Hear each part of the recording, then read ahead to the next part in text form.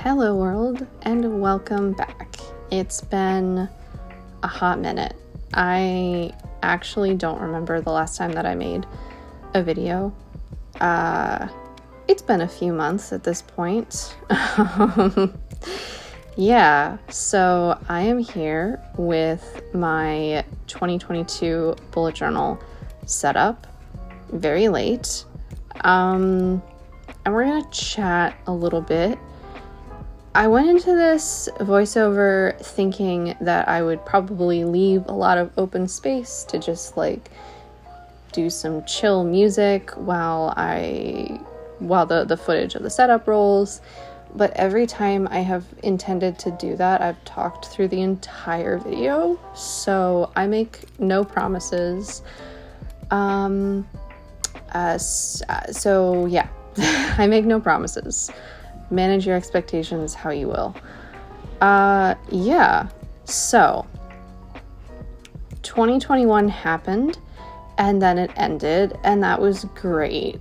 And now it's a new year. We're actually at the end of January now. I don't know if I will get this posted before February. One can hope, but also have grace with oneself. I'm talking about me.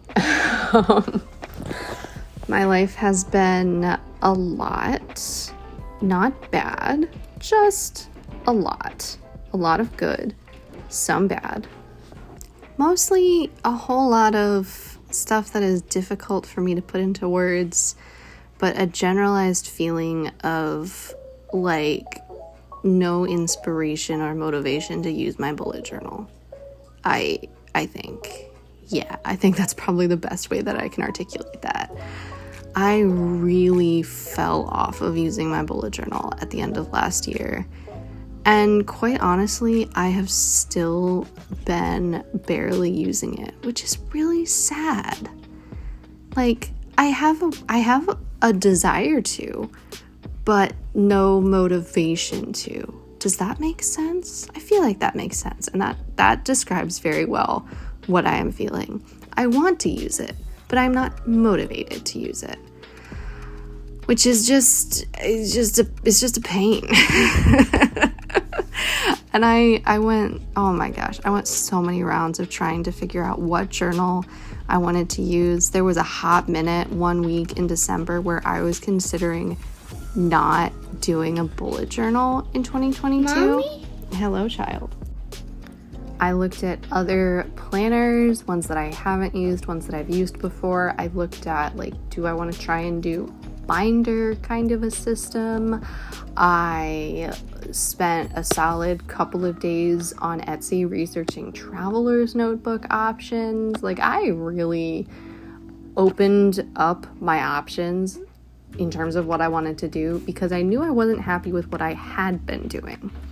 Or it's not I don't know, that's all very extreme. It feels very extreme to say, and that's not how I felt exactly. I don't know. I am clearly struggling to articulate this. But what I decided on eventually is that I didn't want to use another 160 GSM bright white paper journal. I wanted to go back to the Scribwell journal, which is what I am setting up here. I really wanted a slightly thinner paper. It's 120 GSM instead of 160, and I wanted not bright white paper. Conceptually, I really like the bright white paper. It makes doing whiteout and fixing mistakes a lot easier. I think it looks really nice, but as I was using it, I've used a few bright white journals now, and I find that I'm so often dissatisfied with the way things look on the page. And I can't even really explain it. I just not as happy with it as I am with something that's slightly off-white. So I guess what I'm saying is I have discovered I'm just extremely picky about the paper color, because I don't like very yellow or cream paper. I want it to be very close to white, but also apparently I don't like it when it's straight up white. So that was a self-discovery moment I had during my 2-3 week mental breakdown of, do I even want to keep doing a bullet journal? What am I going to do next year? Who am I? Again, this all sounds incredibly dramatic, and it didn't feel that dramatic. It just felt sort of like low-key, I don't know what I'm doing. La la la, what is happening with my life? So yeah, that's how we got here to discuss the actual setup that I did for 2022, just for a moment. Again, really struggled, so I just sort of gave myself the freedom to do whatever felt right, and what felt right, oddly enough, was orange, and not like any sort of direct theme, just orange, maybe kind of along the lines of something similar to the Horimiya setup that I did last year. If you haven't seen that, it's still one of my favorite bullet journal setups that I've done. Something about it just really clicked for me, and I still love it. I think it was March of 2021. And part of it was using a color that I don't often feel pulled towards, which is orange. And something about it just really clicks. So I went with orange and high contrast with some black. I also got some very nice supplies as gifts for Christmas. So I got the Archer and Olive, Neapolitan dot grid. The oh my god, what is it called? It's just the paper, and you tear the pages out, and you've got paper to paste into your journal and do other stuff with. Paper. Yep. I also got some Fudenosuke's, and I got acrylographs, which is very exciting. So there's a lot of new supplies being used in this setup, a lot of new supplies in my list of stuff that I've used in the description for this. So be sure to check that out if you've got any questions. Another thing that I found I was really struggling with last year is I filmed many more bullet journal setups than I managed to post, and I edited more bullet journal setups than I managed to post. And what I found is I was really unhappy with, I felt like I had gotten into a rut with my setup video style. I felt like I had established this thing that I always did. One second. That's also, a side note, probably a very large part of why I struggle with making video content. I have a 3-year-old, and that's a priority for me. But anyway, what I was saying is I was just really unhappy with the lack of variety and what felt like had become a lack of creativity in my video making. But at the same time, I really didn't want to do what I have seen many other BujoTubers do of multi-shots, different angles. You've got one angle that's really low and one angle that's above, and all of these different what feel very fancy and end up feeling like a lot of pressure on myself on just the production of getting my bullet journal set up. And at that point, I'd rather just skip the video entirely and just set up my bullet journal for the month however I want, not on camera, even if I'm disappointed that I don't get to share it, because I need to use this thing. It's not just performative. I use this to journal and keep track of appointments and track my mood and like all this stuff that's very practical.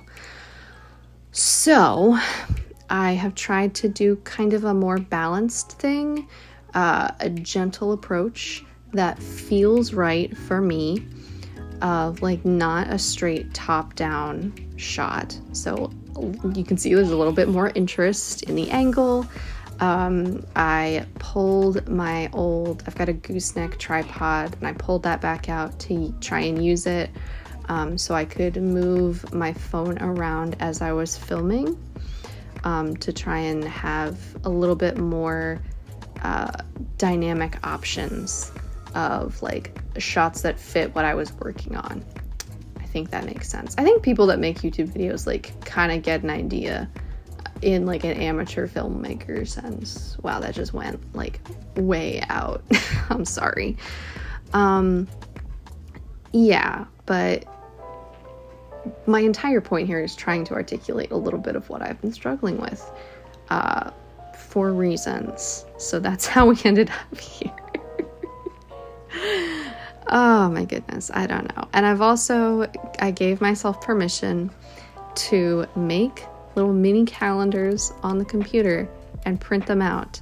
One, because they looked super cute when I did them for my Horimiya setup.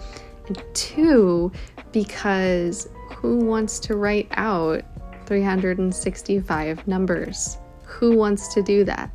No one wants to do that. Some people do that because they like the way that it looks. And I do like the way that it looks, but no thank you. So I actually love the way that my little mini calendars turned out. And I lost whatever it was that I was about to say. So I think I'm gonna let anyone watching this just enjoy a little bit of music while I compose myself and think about whatever else it is that I feel I need to be talking about.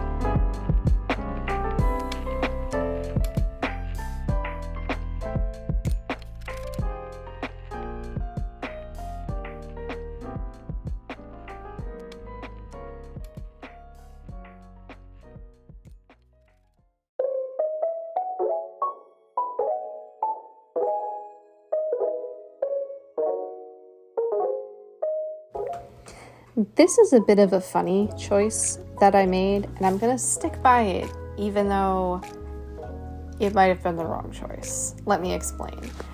So I always have a couple of things in my wellness setup, which is what this couple of pages is, which are my yearly mood tracker and my period tracker. And as you can probably tell, that's not a whole year's worth, because it seems silly to do the whole year when I know for a fact that I can't fit a full year in my bullet journal. That's silly. So save space. I'll condense both of these things onto one page instead of doing a insert page. So I've left space for 6 months of mood tracking and period tracking, which was an interesting choice that I made, considering the last 2 years, I think. Last year and the year before, 2 years. My first bullet journal of the year, I have consistently gotten 7 months into instead of 6. So I don't know why I did that. I mean, I know why I did that, because you break the year up into halves, not 7 months. But considering that I have barely been using my bullet journal the last few months, through January, I have barely been using my bullet journal, which means that I don't use a whole lot of pages each month. There's no way that I'm going to be done with this journal in 6 months. So what have I done? I don't know. I don't know what's going to happen 6 months from now. Am I just going to force myself to move to a new journal and use the other pages for like random notes and other planning? Maybe. We shall see. Maybe I will be able to get videos up and chronicle a bit of this journey with the rest of the world. Who even knows? Certainly not me. Anyway, the other thing that I wanted to touch on is something that I have seen a few BujoTubers do. It felt like it started a lot last year. Obviously, it's not a totally new concept, but it started seeing it a lot last year for monthly setups, and I saw it with a lot of 2022 setups, which is using tabs in the yearly setup, or monthly setup, whatever it is that you're doing. And I didn't really want to do it because it feels like I'm wasting a page to trim it down, but then I really did want to do it because it helps delineate what the yearly spreads are as opposed to like the months of the year. And the more I thought about it, the more I was inclined in that direction. Obviously, you can tell I've been inserting tabs this whole time. And it's real cute. I just love it. I love getting to add the little washi accents here. They look really cute. It makes it really easy to like flip to different spreads in my yearly setup. Really easy to see where the yearly chunk of my bullet journal is and then like get into all of the months. I'm really digging it. I like this trend. It's going well for me. Let me know down in the comments how you feel about tabs, either for yearly spreads, for monthly setup, or like I've seen a lot of people do tabs for weekly setups. How do you feel about tabs in your bullet journal? I would love to have that conversation. The other dangerous thing that I did, I really like encourage myself to avoid including a spread when I don't have a clear vision of how to use it, because again, consistently I have such a track record of thinking that I will finish a spread later but not having it set up because I don't have a clear vision of what I want it to be, and then I just never do it. That has happened repeatedly. So what I try and do is, if I don't know what I want a certain spread to be like, then I don't need to include that spread. And if I really need it, then I'm going to figure it out and I can make it later on. But I will only skip over a spread that I know I want to set up off camera and I am very clear. I know what I want this to be like. But I broke my rule. I've barely had that rule. And I just broke it because I don't know what I want to do with my goals spread. I have no earthly idea. I know that I want goals. I'm a goal-oriented person, and like that's the way that I'm comfortable and I am happy, and how I achieve things is by doing like introspection and setting goals for myself. But I'm not finished with my review of 2021. I have no idea what I want my goals to be for this year. I am just a lost and confused mess. And so what did I do? I left 2 blank pages for my goals, and I have no clear vision of what I want to do with them. I have failed myself. So maybe in an ideal world, I will check back in at some point later this year of like, here's what I ended up doing for my goals, here's how I set up my goals spread, and here's how I have progressed with my goals. Will this be an ideal year? No one knows. In terms of other things that I have included in this setup, it's a lot of sort of greatest hits in terms of stuff that I've done in my bullet journals. I've got space to plan out themes for the upcoming months. I've got space to record books that I've read and like other things that I have enjoyed throughout the year. I have included my wellness tracker. What else do I even have in my setup? I don't know.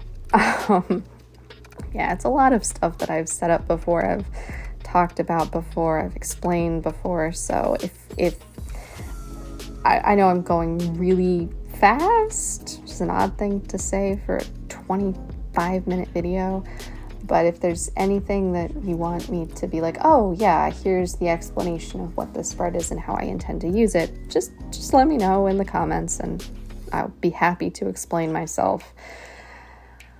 I'm apparently leaning very hard into the idea of like chill vibes. We do not apply pressure to the creative outlet hobby. That's apparently what I'm really going for in this whole setup. And also like the choice that I made in having this be almost entirely real-time footage is also in line with that. I didn't want this to feel like, I already talked about this. I already explained this. I just didn't like the way that I was making videos. So I'm trying something new. I hope that you have enjoyed it. I really don't think there's anything else of value that I have to say. So I will leave you with some music. There will be a flip through at the end of the setup for you to enjoy. Yeah, I'm just gonna stop because I'm rambling at this point to try and fill space with words, and that's not necessary. So have a lovely day. I hope that January and 2022 in general are treating you kindly and gently. And hopefully I'll talk to you all again very soon.